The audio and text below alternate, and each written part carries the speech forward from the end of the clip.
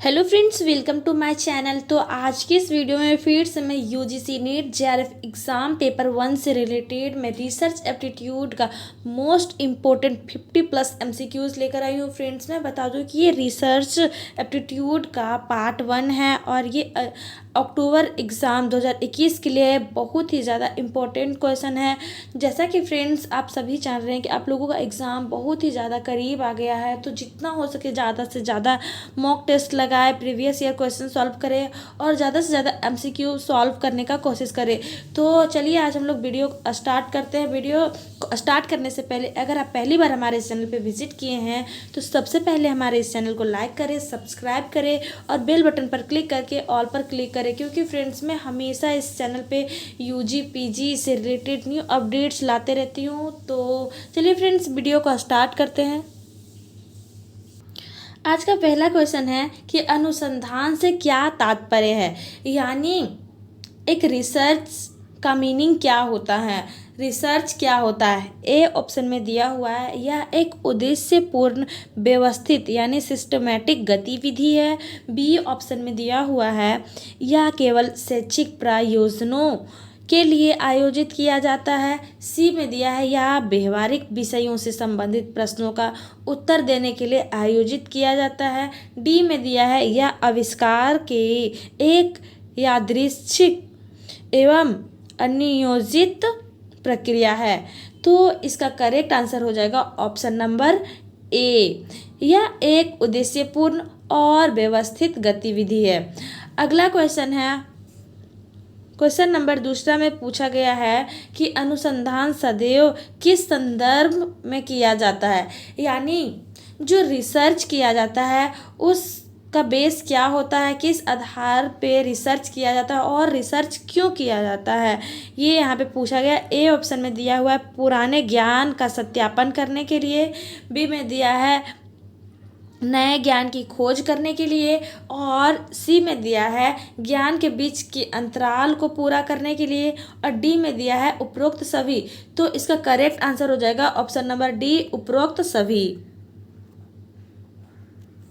अगला क्वेश्चन आ जाता है क्वेश्चन नंबर 3, निम्नलिखित में से एक अच्छे अनुसंधान का लक्ष्य क्या होता है, यानी जो रिसर्च किया जाता है तो उसमें से सबसे एक अच्छा एम क्या होता है, उसका कैरेक्टरिस्टिक्स क्या होता है।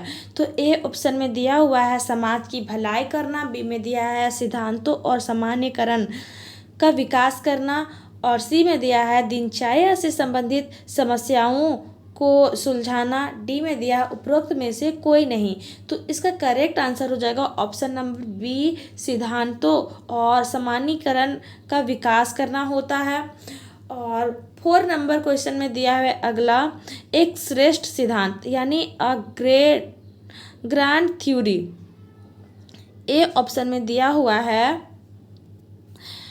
अवधारणाओं के बीच परस्पर संबंधों को स्पष्ट करता है। बी में दिया है अत्यधिक अमूर्त अब्स्ट्रैक्ट होता है और सी में दिया है अध्ययन विषय में घटनाओं का व्यापक स्पष्टीकरण होता है और डी में दिया है उपरोक्त सभी। तो इसका करेक्ट आंसर हो जाएगा ऑप्शन नंबर सी।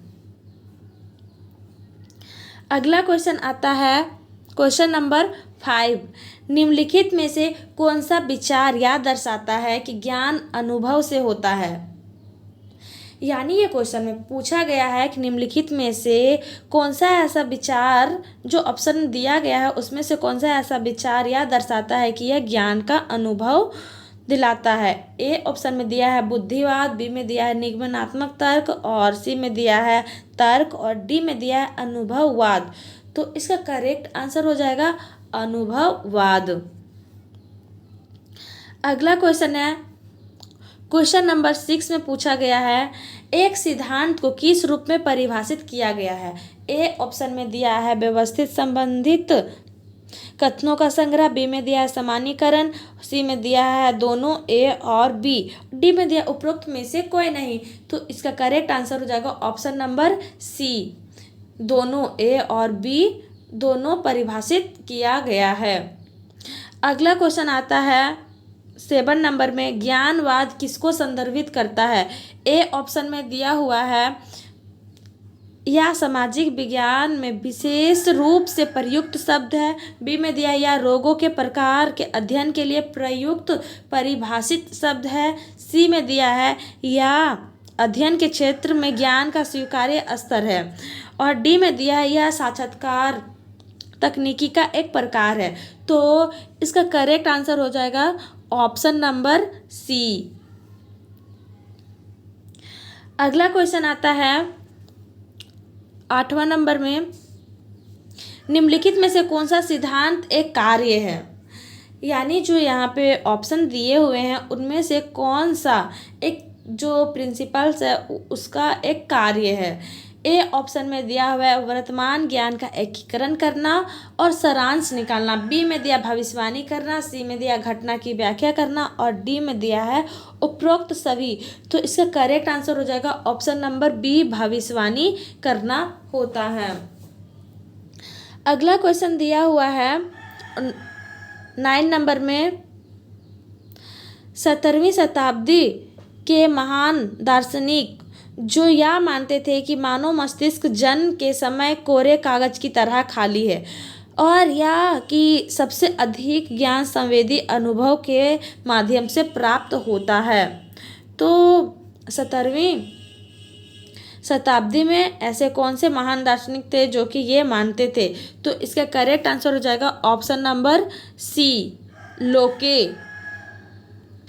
अगला क्वेश्चन है 10 नंबर में, प्रत्येक क्षेत्र में अनुसंधान ज्ञान की व्यवस्थित और क्रमिक प्रगति को बढ़ावा देते हैं लेकिन आविष्कार दुर्लभ होते हैं क्योंकि? ए ऑप्शन में दिया है परिणाम एक निरंतर आलोचनात्मक जांच है। बी में दिया है एक अंडाकार चैनल से परे सोचने के लिए सक्षम होना सामान्य नहीं है।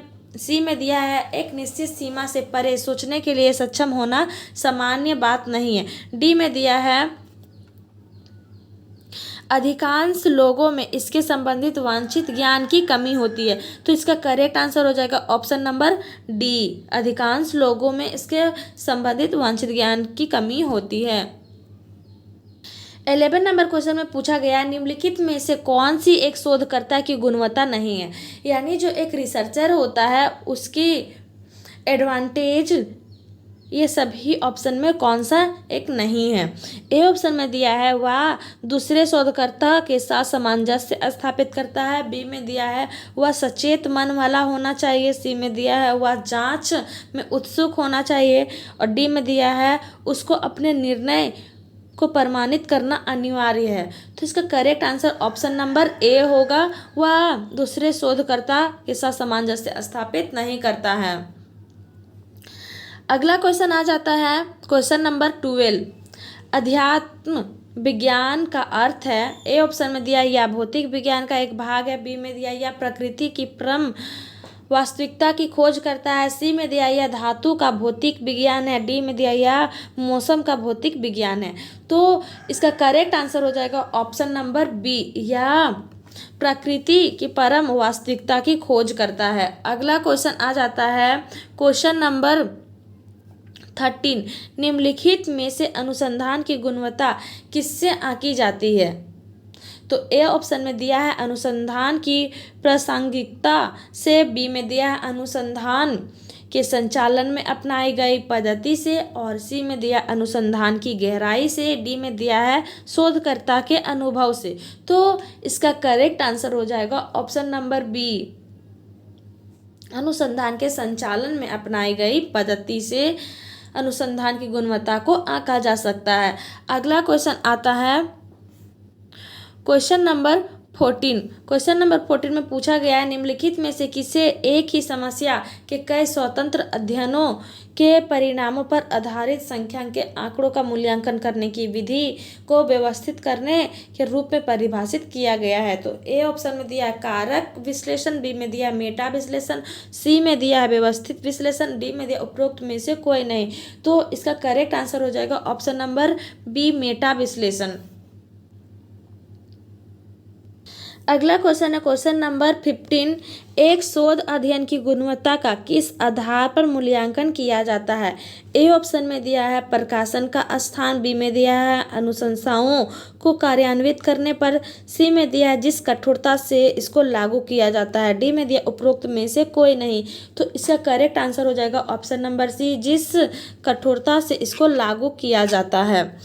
अगला क्वेश्चन आता है क्वेश्चन नंबर 16 में पूछा गया है निम्नलिखित में से कौन सा कथन सत्य नहीं है? ए ऑप्शन में दिया है यह अपेक्षा की जाती है कि शोधकर्ता एक विस्तृत अध्ययन वाला व्यक्ति होगा, बी में दिया है एक अनुसंधान दूसरे अनुसंधान को जन्म देता है, सी में दिया है सभी शोधकर्ता वर्तमान ज्ञान की वृद्धि में योगदान देते हैं, और डी ऑप्शन में दिया है अच्छा शोधकर्ता एक अच्छा व्यक्ति ही होता है।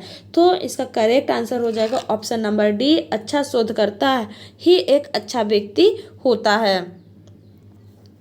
अगला क्वेश्चन आ जाता है क्वेश्चन नंबर 17। निम्नलिखित पत्र साहित्य में से कौन सा अनुसंधान कार्य के प्रकाशन का विशेष रूप है? ए ऑप्शन में दिया है पत्रिका, बी में दिया है विशेष निबंध, सी में दिया है जर्नल, और डी में दिया है पुस्तकें। तो इसका करेक्ट आंसर हो जाएगा ऑप्शन नंबर सी, जर्नल। अगला क्वेश्चन आ जाता है क्वेश्चन नंबर 18। क्वेश्चन नंबर 18 में पूछा गया निम्नलिखित में से आधुनिक समाज यानी इस मॉडर्न एरा में समाज में अनुसंधान के मुख्य कार्य कौन कौन से हैं?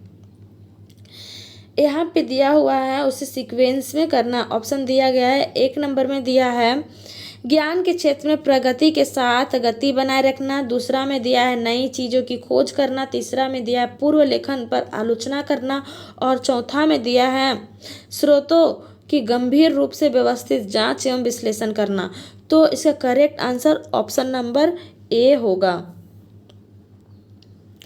अगला क्वेश्चन आता है क्वेश्चन नंबर 19 में निम्नलिखित में से कौन सा कथन सिद्धांत को परिभाषित करने के संदर्भ में सत्य है? ए ऑप्शन में दिया हुआ है अवधारणाओं और सिद्धांतों का एक संयोजित तरीका जिसका उद्देश्य एक विशेष घटना को समझना होता है, बी में दिया उन नए आंकड़ों का अस्थायी स्पष्टीकरण करना जिनका या तो समर्थन किया जाता है या नहीं, सी में दिया है अगले शोध के लिए उपयुक्त, और डी में दिया उपरोक्त में से कोई नहीं। तो इसका correct answer option number A हो जाएगा, अवधारणाओं और सिद्धांतों का एक संयोजन तरीका जिसका उद्देश्य एक विशेष घटना को समझना होता है। अगला क्वेश्चन आ जाता है क्वेश्चन नंबर 20 में पूछा गया है कि अनुसंधान एक ऐसे व्यक्ति द्वारा आयोजित किया जा सकता है जिसने ए ऑप्शन में दिया है अनुसंधान कार्यविधि का अध्ययन किया है, बी में दिया है एक स्नातकोत्तर उपाधि प्राप्त की है, और सी में दिया है सोच और तर्क क्षमता रखना, और डी में दिया है एक परिश्रमी कार्य करता है। तो इसका करेक्ट आंसर हो जाएगा ऑप्शन नंबर सी, सोच और तर्क क्षमता जो रखता है वही अनुसंधान कर सकता है। अगला क्वेश्चन आ जाता है क्वेश्चन नंबर 21 में पूछा गया है निम्नलिखित में से एक शोधकर्ता का विशिष्ट गुण क्या है? यानी एक रिसर्चर जो होता है उसका एक स्पेशल क्वालिटी क्या है, एक रिसर्चर में क्या एक अच्छे गुण होने चाहिए? तो ए ऑप्शन में दिया है जिज्ञासा, बी में दिया है सक्रिय कल्पना, सी में दिया है क्षमता, और डी में दिया है उपरोक्त सभी।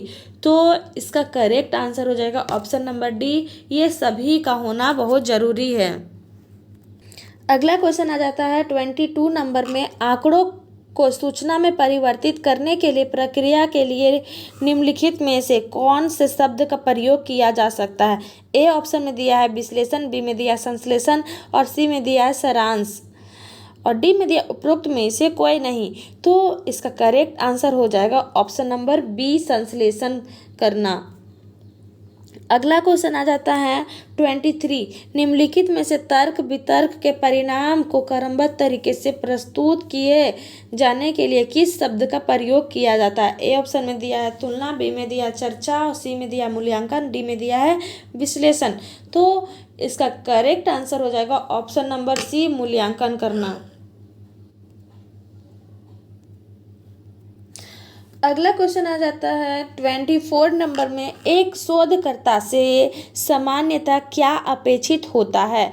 ए ऑप्शन में दिया वर्तमान साहित्यिक क्षेत्र में अध्ययन करना, और बी में दिया है नए सिद्धांतों और नियमों का सृजन करना, सी में दिया है विभिन्न विचारों का संश्लेषण करना, डी में दिया उपरोक्त में से कोई नहीं। तो इसका करेक्ट आंसर है ऑप्शन नंबर बी, नए सिद्धांतों और नियमों का सृजन करना होता है।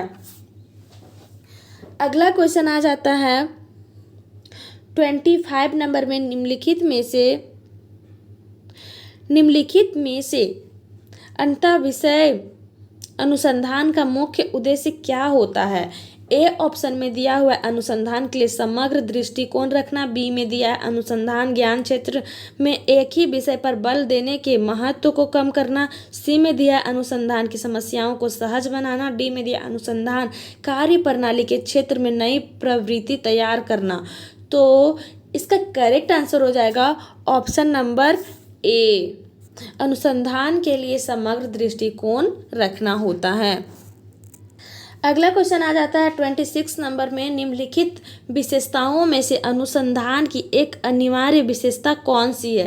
पहला ऑप्शन नंबर में दिया है पुनरावृत्ति, बी में दिया है सामान्यीकरण, और सी में दिया है प्रयोज्य, डी में दिया उपरोक्त में से कोई नहीं। तो इसका करेक्ट आंसर हो जाएगा ऑप्शन नंबर बी, सामान्यीकरण। अगला क्वेश्चन आता है 27 नंबर में, किसी भी अनुसंधान की गहनता को किसके द्वारा आंका जा सकता है? ए ऑप्शन में दिया है कि अनुसंधान के शीर्षक द्वारा, बी में दिया है अनुसंधान के उद्देश्यों द्वारा, सी में दिया है अनुसंधान पर किए जाने वाले कुल व्यय द्वारा, डी में दिया अनुसंधान की अवधि द्वारा। तो इसका करेक्ट आंसर हो जाएगा ऑप्शन नंबर बी, अनुसंधान के उद्देश्य द्वारा अनुसंधान की गहनता को आंका जा सकता है। अगला क्वेश्चन आ जाता है 28 नंबर में, निम्नलिखित कथनों में से कौन सा कथन सिद्धांत के बारे में सत्य है? ए ऑप्शन में दिया है या घटना को सरल ढंग से समझाता है, बी में दिया है या कैसे और क्यों जैसे प्रश्नों की व्याख्या करता है, सी में दिया है या एक सुविकसित व्याख्यात्मक प्रणाली हो सकती है, डी में दिया उपरोक्त सभी। तो इसका करेक्ट आंसर हो जाएगा ऑप्शन नंबर डी, उपरोक्त सभी। अगला क्वेश्चन आता है 29 नंबर, निम्नलिखित में से कौन से सिद्धांत का कार्य है? यानी जो ऑप्शन में दिया है उसमें से पूछा गया है कि कौन सा सिद्धांत का कार्य है। ए ऑप्शन में दिया है कि वर्तमान ज्ञान का सारांश, बी में दिया भविष्यवाणी करना, सी में दिया घटनाओं की व्याख्या करना, डी में दिया है उपरोक्त सभी। तो इसका करेक्ट आंसर हो जाएगा ऑप्शन नंबर डी, उपरोक्त सभी। अगला क्वेश्चन है क्वेश्चन नंबर 30, एक शोध अध्ययन की संभाव्यता प्रायः किस बात पर निर्भर करती है? ए ऑप्शन में दिया है लागत कारक पर, बी में दिया अनुसंधान का संचालन करने के लिए समय की आवश्यकता पर, और सी में दिया है अनुसंधान के कौशल संग्रह पर, और डी में दिया है उपरोक्त सभी। तो इसका करेक्ट आंसर हो जाएगा ऑप्शन नंबर डी, उपरोक्त सभी। अगला क्वेश्चन आता है 31 में, एक अनुभववादी का मानना है कि ए ऑप्शन में दिया सामाजिक विज्ञान अनुसंधान के लिए प्राकृतिक विज्ञान की विधि को लागू नहीं करना चाहिए, बी में दिया है सामाजिक विज्ञान विधि को प्राकृतिक विज्ञान में लागू नहीं किया जा सकता, सी में दिया है ज्ञान हमारी संवेदनात्मक धारणाओं के माध्यम से हासिल किया जाता है, डी में दिया उपरोक्त में से कोई नहीं। तो इसका करेक्ट आंसर हो जाएगा ऑप्शन नंबर सी, ज्ञान हमारी संवेदनात्मक धारणाओं के माध्यम से हासिल किया जाता है। अगला क्वेश्चन आता है 32 नंबर में, प्रयोगात्मक अध्ययन किस पर आधारित होता है। ए ऑप्शन में दिया हुआ है एकल चर का सिद्धांत, बी ऑप्शन में दिया है कार्य साधन, सी में दिया है दोनों ए और बी, डी में दिया उपरोक्त में से कोई नहीं। तो इसका करेक्ट आंसर हो जाएगा ऑप्शन नंबर सी, ए और बी दोनों। अगला क्वेश्चन आता है 33 नंबर में, निम्नलिखित में से कौन सी स्थिति एक प्रत्यक्षवादी द्वारा ज्ञान प्राप्त करने के संदर्भ में अपनाई जाती है। ए ऑप्शन में दिया है अनुसंधान की दिशा में सामान्य सकारात्मक रवैया, बी में दिया है वैज्ञानिक अनुसंधान मूल्य मुक्त अनुभवजन्य टिप्पणियों पर आधारित होना चाहिए, सी में दिया समाज में सही ज्ञान प्राप्त किया जा सकता है, डी में दिया उपरोक्त में से कोई नहीं। तो इसका करेक्ट आंसर हो जाएगा ऑप्शन नंबर बी, वैज्ञानिक अनुसंधान मूल्य मुक्त अनुभवजन्य टिप्पणियों पर आधारित होना चाहिए। अगला क्वेश्चन आता है 34 नंबर में पूछा गया है, निम्नलिखित में से कौन सा ऐसा दृष्टिकोण है जो एक धारणा पर आधारित है कि सामाजिक घटनाओं के कारण और प्रभाव के परिप्रेक्ष्य में समझाया जा सकता है। तो ए ऑप्शन में दिया है प्रत्यक्षवाद, बी में दिया है व्याख्यावाद, सी में दिया है गुणात्मक, डी में दिया उपरोक्त में से कोई नहीं। तो इसका करेक्ट आंसर हो जाएगा ऑप्शन नंबर ए, प्रत्यक्षवाद। अगला क्वेश्चन आता है 35 नंबर में पूछा गया है, एक स्वात्विक प्रश्न मुख्यतः किसके संदर्भ में होता है। ए ऑप्शन में दिया है एक चिकित्सा संबंधी समस्या का निदान करना, बी में दिया बाहरी वास्तविकता का अध्ययन करना, सी में दिया किसी अनुसंधान परियोजना में प्रश्नावली या साक्षात्कार का प्रयोग करना, डी में दिया ज्ञान का स्वीकार्य स्तर। तो इसका करेक्ट आंसर हो जाएगा ऑप्शन नंबर बी, बाहरी वास्तविकता का अध्ययन करना। अगला क्वेश्चन आता है 36 में, निम्नलिखित में से कौन सी एक शोधकर्ता की विशेषता नहीं है। ए ऑप्शन में दिया हुआ मेहनती और आग्रही होता है, बी में दिया हुआ सामान्य से ज़्यादा विशेषज्ञ होता है, सी में दिया हुआ वस्तुनिष्ठ होता है, डी में दिया हुआ अपने हित और अपनी पैतृक क्षमताओं में अस्थिर नहीं होता है। तो इसका correct answer option number D हो जाएगा, वह अपने हित और अपनी पैतृक क्षमताओं में अस्थिर नहीं होता है। अगला क्वेश्चन आ जाता है 37 नंबर, अनुसंधान परियोजना को नियत करते समय किस महत्वपूर्ण व्यवहारिक विषयों पर ध्यान देना चाहिए। ए ऑप्शन में दिया है एक रुचिपूर्वक सैद्धांतिक परिप्रेक्ष्य पर, बी में दिया है शोधकर्ता के ज्ञान पर, सी में दिया है समय और अन्य संसाधनों की उपलब्धि पर, और डी में दिया उपरोक्त में से कोई नहीं। तो इसका करेक्ट आंसर हो जाएगा ऑप्शन नंबर सी। अगला क्वेश्चन आता है 38 में, निम्नलिखित में से अनुसंधान को किस रूप में वर्गीकृत किया जा सकता है, यानी क्लासिफिकेशन के रूप में किस तरह से एक रिसर्च को किया जा सकता है। तो ए ऑप्शन में दिया हुआ है आधारभूत, प्रयुक्त और क्रियात्मक अनुसंधान के रूप में, बी में दिया है मात्रात्मक और गुणात्मक अनुसंधान के रूप में, सी में दिया है दार्शनिक ऐतिहासिक सर्वेक्षण और प्रायोगिक अनुसंधान के रूप में, डी में दिया उपरोक्त सभी। तो इसका करेक्ट आंसर हो जाएगा ऑप्शन नंबर डी, उपरोक्त सभी। अगला क्वेश्चन आता है 39 में, अनुसंधान के दो मुख्य दृष्टिकोण कौन से हैं। ए ऑप्शन में दिया है तथ्यों का संग्रह और विश्लेषण, बी में दिया सर्वेक्षण और प्रश्नावली, सी में दिया है न्यायादर्श का चयन और तथ्यों का संग्रह, डी में दिया है गुणात्मक और मात्रात्मक। तो इसका करेक्ट आंसर हो जाएगा ऑप्शन नंबर डी, गुणात्मक और मात्रात्मक। अगला क्वेश्चन आ जाता है 40 नंबर में, एक शोधकर्ता यह जानना चाहता है कि वह कैसे चर तत्व बच्चों की वर्तनी सीखने की क्षमता स्पेलिंग लर्निंग एबिलिटी को प्रभावित करते हैं। उसके लिए उसने एक प्रयोग को नियत यानी डिज़ाइन किया है। इस जानकारी को ध्यान में रखते हुए निम्नलिखित में से शोध का कौन सा उद्देश्य माना जाएगा। ऑप्शन नंबर ए में दिया है व्याख्या करना, बी में दिया विवरण करना, सी में दिया है प्रभावित करना और डी में दिया है भविष्यवाणी करना। तो इसका करेक्ट आंसर हो जाएगा ऑप्शन नंबर ए, व्याख्या करना। अगला क्वेश्चन आता है 41 में, गुणात्मक अनुसंधान का अर्थ है। ए ऑप्शन में दिया है यह बिना किसी उद्देश्य से होता है, बी में दिया है यह मुख्य रूप से घटना के निवेशन से संबंध रखता है, सी में दिया है या संख्यात्मक तथ्यों के संग्रह और विश्लेषण के संबंध रखता है। डी में दिया उपरोक्त में से कोई नहीं। तो इसका करेक्ट आंसर हो जाएगा ऑप्शन नंबर बी। यह मुख्य रूप से घटना के समन्वेषण से संबंध रखता है। अगला क्वेश्चन आता है 42 नंबर में यहाँ पे सूची दिया हुआ है। सूची ए के साथ सूची बी का मिलान कीजिए और नीचे दिए गए कूट में से सही उत्तर का चयन कीजिए। सूची ए में दिया ऐतिहासिक विधि, बी में दिया सर्वेक्षण विधि, सी में दिया दार्शनिक विधि और डी में दिया है प्रायोगिक विधि। और सूची बी में दिया है, एक में दिया है अतीत की घटनाएं और दूसरा में दिया दृष्टि, तीसरा में दिया वर्तमान आयोजन और चौथा में दिया भविष्य की क्रिया। तो यहाँ पे हम लोग ऑप्शन में देखेंगे तो इसका करेक्ट आंसर हो जाएगा ऑप्शन नंबर ए।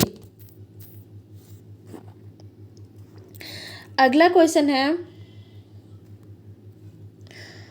43 नंबर में पूछा गया, निम्नलिखित में से किस प्रकार के अनुसंधान में एकत्रित प्रदत्तों से तथ्यों और कारणों को जानने के लिए निष्पक्षता की विशेष रूप से आवश्यकता होती है। ए ऑप्शन में दिया है मात्रात्मक अनुसंधान, बी में दिया मौलिक अनुसंधान, सी में दिया है गुणात्मक अनुसंधान और डी में दिया उपरोक्त सभी।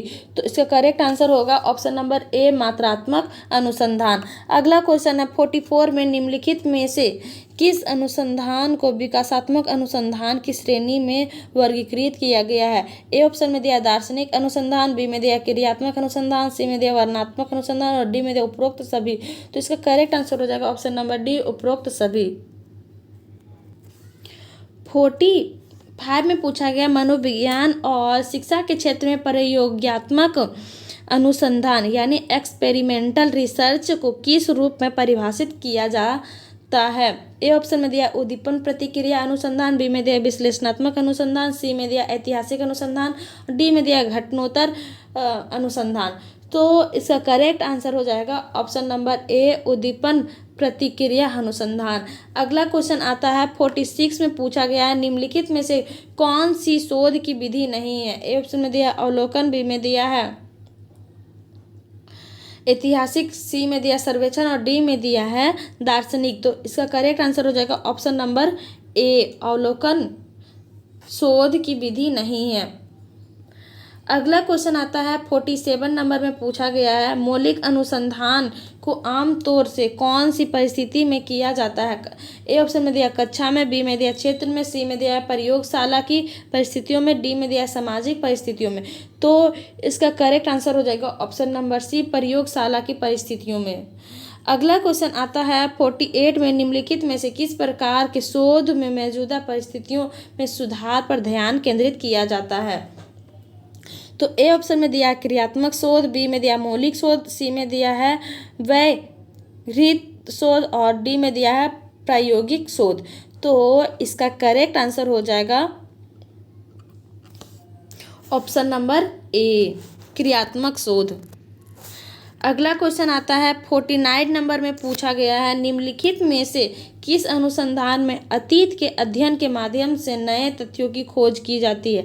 ए ऑप्शन में दिया है दार्शनिक अनुसंधान, बी में दिया है ऐतिहासिक अनुसंधान, सी में दिया है पौराणिक अनुसंधान, डी में दिया है सामग्री विश्लेषण। तो इसका करेक्ट आंसर हो जाएगा ऑप्शन नंबर बी ऐतिहासिक अनुसंधान के अंतर्गत ही अध्ययन किया जाता है। अगला क्वेश्चन आ जाता है 50 नंबर, वैज्ञानिक विधि का उपयोग किस संदर्भ में किया जा सकता है। ए ऑप्शन में दिया केवल भौतिक विज्ञान और रसायन शास्त्र, बी में दिया है केवल सामाजिक विज्ञान में, सी में दिया शारीरिक और सामाजिक विज्ञान दोनों, डी में उपरोक्त में से कोई नहीं।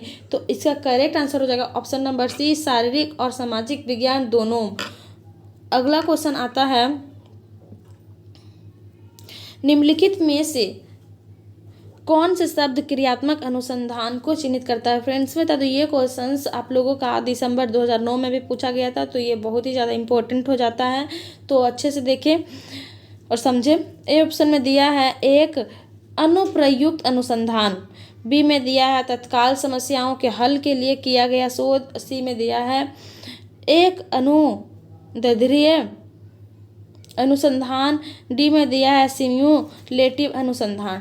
तो इसका करेक्ट आंसर हो जाएगा ऑप्शन नंबर बी, तत्काल समस्याओं के हल के लिए किया गया शोध। अगला क्वेश्चन आ जाता है 52 में पूछा गया, प्राकृतिक अवलोकन विधि के संदर्भ में निम्नलिखित में से कौन सा कथन सही है। ए ऑप्शन में दिया है अव्यवस्था जैसा कि प्रकृति में होता है, बी में दिया है नियंत्रित प्रयोग जिससे व्यवहार संबंधित कारक तत्वों को उजागर किया जा सके, और सी में दिया है विषयों का उनके प्राकृतिक वातावरण में निरीक्षण करने के लिए, और डी में दिया हुआ है निम्नलिखित विषयों का जीवन के विभिन्न चरणों में साक्षात्कार करने के लिए। तो इसका करेक्ट आंसर हो जाएगा ऑप्शन नंबर सी, विषयों का उनके प्राकृतिक वातावरण में निरीक्षण करने के लिए। अगला क्वेश्चन आ जाता है 53 नंबर में पूछा गया है, निम्न में से कौन सा व्याख्यात्मक अनुसंधान का एक रूप है जिसमें अनुसंधानकर्ता का कार्य एक सैद्धांतिक प्रतिकूल को विकसित करना है और फिर यह तय करना कि व्यवहारिक रूप से आंकड़े इस प्रतिरूप में कैसे उपयुक्त रहते हैं। ए ऑप्शन में दिया है कारण प्रतिरूपण, बी में दिया भावी सूचक अनुसंधान, सी में दिया है वर्णनात्मक अनुसंधान, और डी में दिया है खोजी अनुसंधान। तो इसका करेक्ट आंसर हो जाएगा ऑप्शन नंबर ए, कारण प्रतिरूपण। अगला क्वेश्चन आ जाता है 54 नंबर में पूछा गया है, बच्चों के पारिवारिक पालन पोषण का उनकी चिंता उन्मुखता का क्या प्रभाव रहता है। इसका आकलन करने के लिए निम्नलिखित में से कौन सी सबसे प्रयुक्त शोध विधि है। ए ऑप्शन में दिया है व्यष्टि अध्ययन पद्धति, बी में दिया है प्रायोगिक पद्धति, सी में दिया है सर्वेक्षण पद्धति, डी में दिया है कार्योत्तर पद्धति। तो इसका करेक्ट आंसर हो जाएगा ऑप्शन नंबर डी।